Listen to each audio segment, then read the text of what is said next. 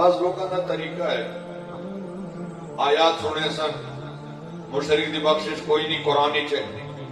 چین شرک کیتا ظلم عظیم کیتا بہت ظلم کیتا ایویں جی میں آسمان کو بندہ ڈائے مانجے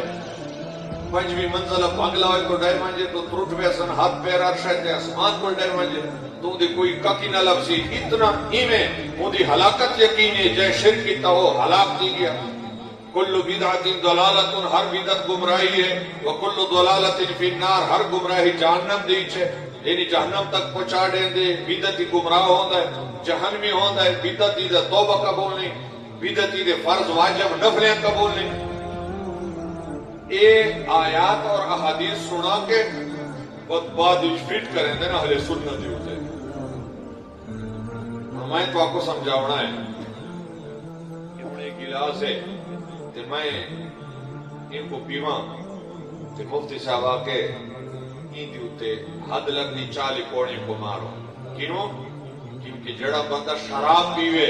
وہ چالی پوڑے شریعت دی وچ ان دوتے حد لگ دی تو میں اکثر مفتی صاحب مولوی صاحب شیخ الحدیث صاحب بالکل ایسا منے دے شریعت کا مسئلہ ہے کہ جڑا شراب پیوے ان دوتے چالی پوڑے دی سزائے حد دے لیکن پہلے تو آپ کو ثابت کرنا پوسی کہ گلاس دی وچ واقعی شراب ہے سبحان اللہ تو سنا کو کنجوس کو ڈگی ہوئے اگر سخی ہوئے تو دل دی محبت نہ لا سبحان اللہ اور گلاس دی وچ پہلے تو آپ کو ثابت کرنا پوسی کہ واقعی شراب ہی ہے ورنہ اگر ای میں فتوے ہوئے بدکل میں تواڈے ہوتے لاڈے مکین دا سر قلم کرو کیوں کیونکہ قاتل کو قصاص کی توید ہے قرآن کو ثابت ہے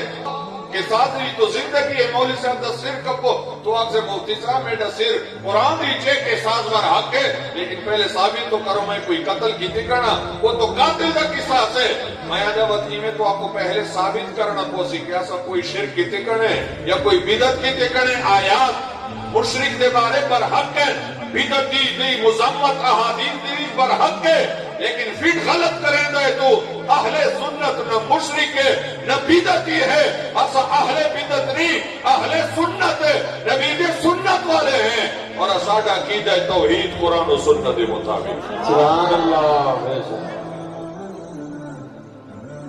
اور پانی کو شراب آکنا ایک ہی میں غلط ہے نا پانی پا کے شراب نجس ہے